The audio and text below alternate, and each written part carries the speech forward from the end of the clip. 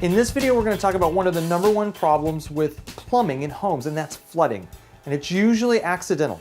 The largest statistic in the country is that flooding happens at the point of access. And in every house, there's multiple points. The 5 points we're going to look at are the kitchen underneath the sink, the laundry room. In the bathroom, we're going to look at 2 places, underneath the sink and the toilet. And then we're going to look at a hose bit on the outside of the house. All right? So let's take a look and start underneath the kitchen sink. Okay, our first spot is underneath the sink. We're going to look at this valve and this valve. What you want to look for is newer type of equipment. First, you want to look to see if there's any leaks. If there's any water puddling down here at all, you've got a problem and you need to replace the valve. The other thing we want to look at is if you're looking at these pipes here, these are braided stainless steel. This is actually what you want because it'll help protect from the pressure. But this one here is not, and this is dangerous. This one could bubble up and pop on you. The other thing you want to look at is these valves. They're old valves screwed in multiple times like a faucet outside. These are quarter turn. If it's not a quarter turn, it's an older valve. The potential for that to be failing is higher. And this is what we look for. No leaks, quarter turn, braided. If you have those, you're in good shape. If you're not, there's a potential for this to break. And if it breaks while you're gone, you're gonna have water everywhere.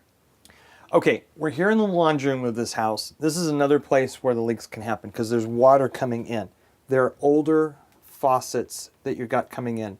Now, here's the thing. The valve on this, you can tell a couple of different things. One, it's an old twist valve. It looks like a bib on the outside of a house for an old faucet. These are rubber hoses. Now, remember under the sink we were talking about braided hoses? These here can cause problems with bulging and pierce and rupture. So the valve could be fine, but you could have a failure here and you could be at work and the whole house could flood, or at least the laundry room could flood for hours before you even notice it. Okay, now we're in the bathroom and we're going to look at 2 things. We're going to look at the toilet and we're going to look underneath the sink. All right, so let's look over here. So what we have here in the bathroom to the toilet is you can see it's a new valve, right? This is a quarter turn valve like we were talking about earlier, so that's good. It's got the stainless steel braiding over here. That's good, it's new. Even you can tell here, this is Teflon tape. This is used to make sure it's sealed well.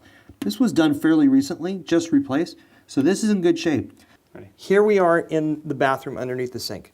What you have is you have what looks like newer valves, but when I twist them, they actually screw in. That's not a quarter turn, it's not the best. Some of the new valves, they actually do that, but that's not the one you want ideally. So if you'll notice here, those hoses aren't braided. They're not stainless steel.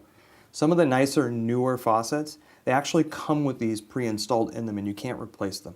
So you want to just keep an eye on them. You can't have stainless steel on those if you're going to have those faucets, but they're fine for now. Just keep an eye on them and make sure they're in good shape and there's no bubbles on them. Now we're at the 5th place, outside looking at a potential place where a flood can happen, all right? Look here. This is where the pipe comes out from the house, and there's an old attachment here. So there was probably some kind of problem here before, and it was fixed, and over time it started leaking. Now you can tell all the moss and everything around here, this isn't clean at all. This is a serious problem because it's not just a simple problem. You'll notice that this comes out of the house, and if this breaks, the water not only will come out here, but it will break into the side of the house. So this is a raised foundation.